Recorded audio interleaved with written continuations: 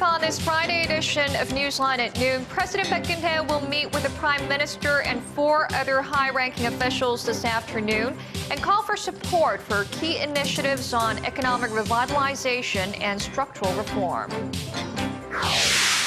North Korea stands firm on its plan to hike wages for workers at the Kaesong Industrial Complex, despite Seoul's warning that it'll penalize any company that complies with it.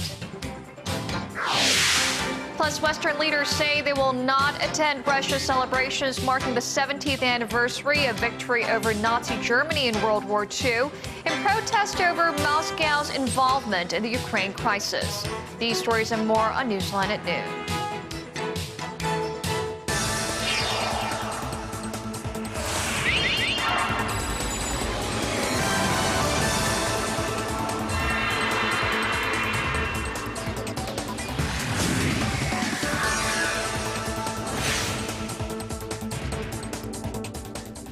It's new Friday, March 13th here in Korea. Thanks for tuning in. Live from Seoul, I'm Eoh Jin-joo. It's very good to have you with us. I'm Mark Broome. Our top story this afternoon, President Park Geun-hye is scheduled to meet with the heads of Korea's 5 constitutional institutions at her office later today. Now, sitting down with the parliamentary speaker, the Supreme Court Chief Justice, and the Constitutional Court President, the Prime Minister, and the National Election Commission Chairperson, the President plans to talk about the achievements from her recent trip to the Middle East. It will be the first time President Park meets with the 5 leaders following an overseas trip, and the presidential office says it's her way of opening up lines of external communication. The president also plans to seek cooperation concerning her administration's initiatives to revitalize the economy, carry out social reforms, and to prepare for unification. South Korea's deadline for talks with North Korea over Pyongyang's decision to hike wages at the Inter-Korean Industrial Complex expires today, but the North says the matter is not up for discussion. While some worry the intensifying row could lead to another shutdown in the worst-case scenario, others say it's part of Pyongyang's plan to extract as much as it can from Seoul. Connie Kim reports. Tensions are brewing over the Kaesong Industrial Complex as South Korea's offered deadline for talks over North Korea's unilateral decision to raise workers' wages at the complex expires on Friday. Last month, North Korea decided to up its workers' minimum monthly wage by 5% to $74. To this announcement, South Korea remained firm, calling on the North to come forward for discussions over wages. Seoul also said that unless the 2 sides reach an agreement, it would penalize South Korean companies complying with the wage hike. South Korean operators at Kaesong have expressed concerns that a wage increase could affect their business.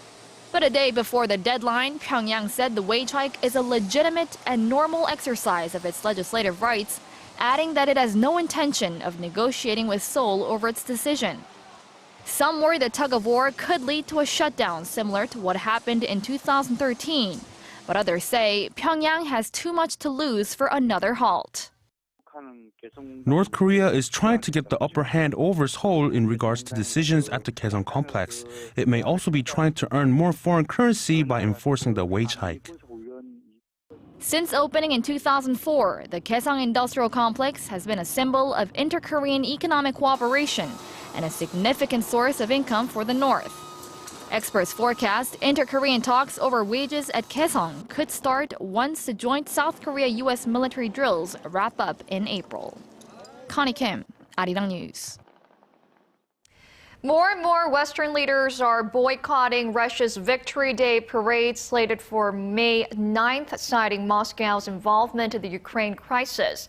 British Prime Minister David Cameron was the latest to confirm his plans to stay away. Hwang Seung-hee has the details. British Prime Minister David Cameron has joined the growing list of Western leaders boycotting Russia's Victory Day parade in May. His official spokeswoman said Thursday local time that Britain will consider its representation in Moscow on May 9th in light of its concerns about their activities, adding there are no plans for Cameron to attend. This just a day after German Chancellor Angela Merkel said she will skip the ceremony, citing Russian actions in Crimea and eastern Ukraine. The annual event marking the end of World War II has served as a symbol for East-West reconciliation in the past, with leaders from the U.S., Germany, and other Western countries honoring the estimated 20 million Soviet lives lost in the war with Nazi Germany. U.S. President Barack Obama's spokesman said earlier this year that he too will stay away.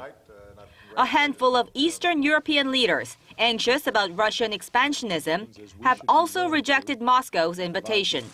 For now, the most prominent confirmed guests, according to the Kremlin, will be Chinese President Xi Jinping and North Korean leader Kim Jong-un. Kim's attendance in Moscow, his first overseas trip since assuming power in 2011, will be another show of the cozy ties between Russia and North Korea. The two recently designated 2015 as a year of friendship, promising expanded political, economic, and cultural cooperation. But analysts say Russia's blossoming relationship with North Korea will only deepen its isolation from the West. Hwang Sang-hee, Arirang News. South Korea and the U.S. wrapped up their first of their two annual joint military drills ongoing this month, aimed at enhancing operation and combat capabilities to deter threats from North Korea. Key Resolve, which came to a close this morning, is a computerized command post exercise involving some 10,000 South Korean troops and some 8,600 American forces. Full Eagle, which will run until April 24th, is a field training exercise for some 200,000 troops from South Korea and 3,700 from the U.S. Troops perform a set of land, sea, and air maneuvers, with the 3,000-ton USS Fort Worth participating for the first time this year. Pyongyang claims the drills are a rehearsal for war, while South Korea and the U.S. maintain they are purely defensive in nature. The United States has once again made it clear that no decision has been made about the possible deployment of a U.S. missile defense system to the Korean Peninsula. U.S. Forces Korea says while there have been no consultations with Seoul over the so-called THAAD system, informal surveys have been conducted to find a suitable location if the missile shield was to be deployed in the future. The statement came after a Korean daily reported that the U.S. had identified 3 candidate sites. The possible deployment is a highly controversial topic in South Korea, and for its part, the South Korean government says no talks have been held on the issue, and it plans to establish its own missile defense system by 2020. Members of the United Nations Forum are calling for stronger measures to ensure those found guilty of wartime sex crimes are swiftly and sternly brought to justice. Among those taking part at the 59th session of the Commission on the Status of Women are Gay McDougall, who is a former special UN rapporteur on the issue of systematic rape and sexual slavery practices in armed conflict. McDougall is calling on world leaders to show a determination to resolve the issue and suggested the UN offer diverse opportunities to active individuals and civic groups for the cause of women's rights. Korea's Gender Equality Ministry is sponsoring the forum to raise awareness about Japan's wartime atrocities, including its sexual enslavement of tens of thousands of Asian women. Now, senior officials from Korea and Japan are going to meet next week for more talks aimed at trying to resolve the issue of Tokyo's wartime sexual enslavement of Korean women. The Foreign Ministry says Korea's chief delegate, Lee Sang-dok, will meet with his Japanese counterpart, Junichi Ihara, in Seoul on Monday. It will be the 7th meeting of its kind, but the two sides have yet to make any substantial progress on this highly emotive subject for Koreans. Seoul has called on Tokyo to take sincere steps to compensate the aging victims, but Japan insists the matter was settled through a bilateral treaty signed 50 years ago in 1965. The talks come just days ahead of the first trilateral foreign ministers meeting between Korea, China and Japan in 3 years. Korea's most extensive anti-corruption bill has entered the final process for becoming a law after passing the assembly last week, but it is facing some strong opposition that could see it ultimately being sent back to the drawing board. The bill will be reviewed at a cabinet meeting scheduled for next Tuesday, and if it is passed, the president can either sign it or veto it. If not vetoed, the bill will be made into law by as early as the 20th of this month, and the law will go into effect after an 18-month grace period. However, the bill has already faced calls for revision from legal experts, the financial sector and teachers who say it is too excessive in its scope. The Korean Bar Association has filed a constitutional complaint against the bill, saying it violates the right to equality and the freedom of the press. And prosecutors have begun reviewing the case of Kim Kijong, the man who assaulted U.S. Ambassador to South Korea Mark Lippert last week. The Seoul Metropolitan Police Agency says Kim faces charges of attempted murder, assaulting a foreign envoy, and obstruction of business. Now, police are still investigating whether Kim violated the national security law, which prohibits, and I'm quoting here, activities compromising the safety of the state. Now, so far, investigators have found that Kim contacted a person with a history of violating that law. Police are also investigating whether anyone else was involved in the appalling attack. Now, Mr. Lippert told police on Thursday that he felt Kim harboured, quote, murderous intent and wants him punished. And an unwanted presence returned to the spotlight on Thursday. The hacker who leaked sensitive information about Korea's nuclear power plants late last year is back. Now, he or she is now demanding an unspecified amount of money in exchange for not handing over the stolen data to third countries. Our Eoh Jin-joo reports. The hacker that threatened to shut down Korea's nuclear facilities last year has come back with a fresh threat. Using the same Twitter account, the hacker demanded money and warned that countries in Northern Europe, Southeast Asia, and South America want to buy Korea's nuclear reactor information. No specific amount was mentioned, but the message said nuclear authorities should send an email to the stated address if it's willing to pay the hush money. Along with the threat, more than 20 files were released, including floor maps and an alleged transcript of a phone conversation between President Park Geun-hye and UN Secretary-General Ban Ki-moon. The presidential office of Cheongwade says it won't confirm whether the transcripts are authentic. The state-run Korea Hydro and Nuclear Power Company says it's looking into how the information got leaked and how sensitive the documents are. The threat comes about 3 months after the hacker threatened to destroy power plants if the company didn't halt operations at 3 nuclear facilities by Christmas last year. However, no damage was done even after the deadline passed, and the nuclear power company insisted the released data posed no threat. However, the hacker's comeback is a worry, as he or she still hasn't been identified, even after several weeks of investigation. Lee Ji-yoon, Arirang News.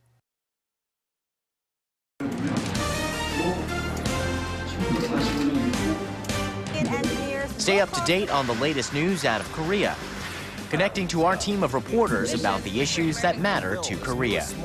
On air, on your mobile, online. Find out more about Korea on Newsline at noon with Mark Broome and Eoh Jin-joo. I'm Eoh Jin-joo. Market researcher, strategy analytics, said Thursday that LG Electronics brought in about... The weakening Korean won against the greenback and a pickup in global oil prices led to a rebound in both export and import prices last month. The Bank of Korea says export prices went up by 1.5% in February from a month earlier, while import prices rose nearly 3%. Prices of imported goods were up for the first time in a year, a sign that downward pressure on inflation might be easing. However, analysts are skeptical as to whether the rebound will be sustained, as expectations over a rate hike in the U.S. in the coming months are putting downward pressure on global crude prices. Korea is looking into introducing a new system that will push industries to share the benefits of a bilateral free trade deal with China. An agriculture ministry official told Yonhap News on Friday that the planned measure is a means of protecting the local farming and fisheries sectors. Under the system, the government will collect some of the profits from industries that benefit from the trade pact and use it to support sectors that will take a hit. The government is expected to make its final decision sometime after June. Now, Japan's stimulus and monetary easing initiatives have thus far fallen short of reviving the country's decades-long economic slump. The Japanese government has also recently made raising wages a top priority. But will this new measure meet expectations? Our Kim Kijong reports. Japanese Prime Minister Shinzo Abe has made it a top priority to raise wages, saying that it is the key to success in Abenomics. The aim is to spur domestic consumption with the hope of escaping from a low growth trap. Companies need to raise wages and investment and consider the prices they pay their suppliers. Last year, Japan's large corporations lifted their wages by nearly 2.3% on average, the largest jump in 17 years. About half of listed firms are also considering raising wages by a similar amount this year. People around me are spending more. I think the wage hike has had a big impact. The Abe administration has been going all out to sustain the economy's emergence from 2 decades of stagnation, mainly by pumping in more money. Although the expected effects haven't kicked in yet, analysts are optimistic. We can see there are efforts to ease labor-related regulations and corporate tax rules, as well as reform of pension management institutions. With Korea suffering from low prices and looming fears of deflation, experts have warned that Seoul is at risk of following the steps taken by Japan during its lost decades. The finance minister has vowed to do all he can to prop up the economy, which includes raising wages to boost domestic spending. Kim Kijong, Arirang News.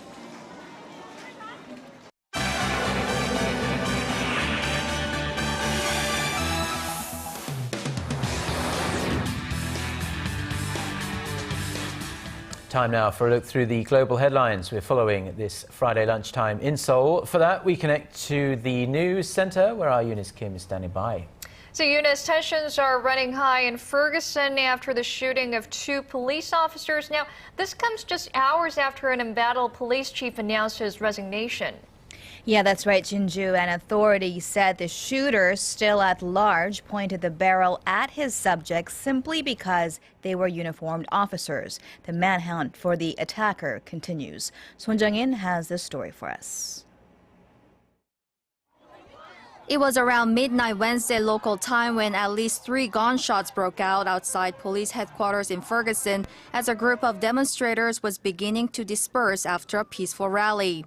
The shootings left 2 police officers wounded, one in the face and the other in the shoulder. Both officers have been released after being treated at a local hospital and are expected to make a full recovery.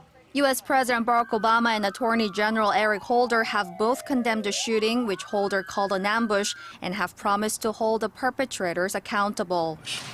What happened last night was a pure ambush. This was not someone trying to bring healing to Ferguson.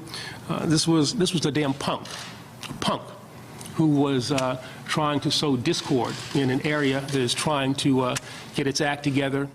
A manhunt for those responsible is ongoing. Several people have already been brought in for questioning, but no suspects have been named and no arrests made. The incident took place as demonstrators gathered at Ferguson Police Headquarters to demand changes in law enforcement practices following a scathing report by the Justice Department that found widespread racial discrimination within the city's police force and court system. Ferguson has been at the center of racial tensions in America following the shooting death of 18-year-old Michael Brown triggered nationwide demonstrations last year. Son Jung-in, Arirang News. A confounding revelation from a high-ranking Turkish official who says the 3 British schoolgirls believed to have joined the Islamic State group in Syria was helped by a foreign spy. In an interview with local media, the Turkish foreign minister said authorities had recently detained the intelligence agent who was found to be working with one of the countries in the U.S.-led coalition against IS. He did not specify the country the foreign spy was from, but did note that it was not the U.S. nor an EU country. The Canadian government has since denied reports that the agent was working with its intelligence agency. The Syrian civil war is now in its 5th year, and a new UN-backed report shows the bleak reality that face ordinary citizens struggling to hang on. The study showed that the wars involving both the Syrian government and the Islamic State group have cut life expectancy in the country by 20 years to less than 56 years. It also found that 80% of Syrians live in poverty amid obliterated institutions and infrastructure. Meanwhile, a UNICEF representative warned that the country risked losing an entire generation of children, with the number of children suffering from the devastating conflict nearing 15 million, many of them trapped in areas cut off from help due to the fighting. Several aid groups, including Oxfam and Save the Children, criticized the UN for not applying its own resolutions which authorize its aid missions to intervene by entering Syria without the government's permission. Well, thank you to Eunice Kim there for the international news as always. We'll be connecting back with her on Monday. Now, let's switch gears a little bit, shall we? The fast pace of life in Korea and the easy access to various electronic distractions has unfortunately led to a fading interest in reading books. That's not to say people aren't still enjoying the simple pleasure of whiling away a lazy afternoon with a good book, but the numbers speak for themselves. Fewer people are buying paperbacks these days. Kwon-soo reports. An adult literacy rate of 98%. Roughly 7 out of 10 go to university. But the average household in Korea buys fewer than 1 book a month. Somewhat ironic, but Koreans' interest in reading seems to be fading. Last year, only 5% of Koreans over 13 years old said their favorite hobby was reading. That's down from 8% in 2004. These figures make bad reading for bookstores, especially the small and mid-sized ones. The reading population seems to be going down as the economy isn't doing well. Most small bookstores are losing money. But it would be unfair to say the sluggish economy should take all the blame. People are just choosing to spend their money on other things. With the rising amount of academic and work-related stress, they feel the need to release that by entertaining themselves in a more active way than reading. While spending on culture and entertainment in Korea has risen for 10 straight years, spending on books has decreased steadily for the past 4. The amount of money the average household in Korea spent on books last year slumped to a record low. But while paper book sales are down, one of Korea's major bookstores, Kyobo, has seen a big success in its 2-year e-book service history as its customers read nearly 15 books a year. But there is skepticism too. It's hard to say the rise in e-books will reignite Korea's lost love for reading, as the majority of e-book readers are those who already are passionate readers of conventional books. Experts say a key way to restore an interest in reading is to encourage people to perceive it as a hobby that can be shared with other people. For example, at book cafes that promote reading as a culture of its own. Kwon-soo, Arirang News.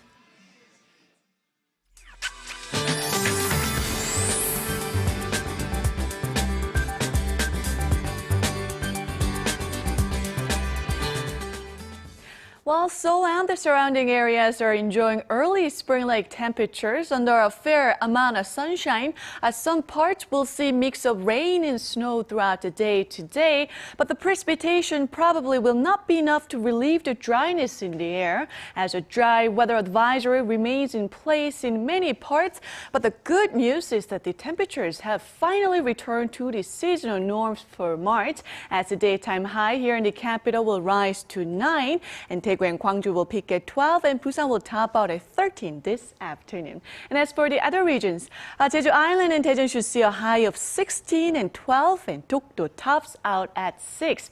Now, the weather should not be a problem for any outdoor plans this weekend that you have. Spring sunshine will prevail over some regions, with temperatures getting above 10 here in the capital, and it will be even milder starting early next week.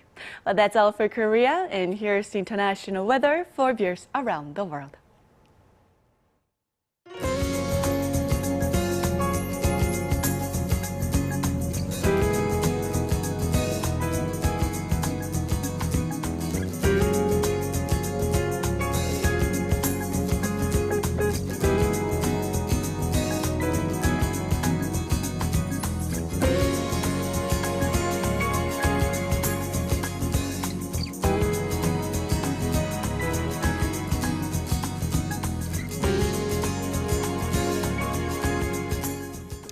And that does it for this Friday edition of Newsline at Noon.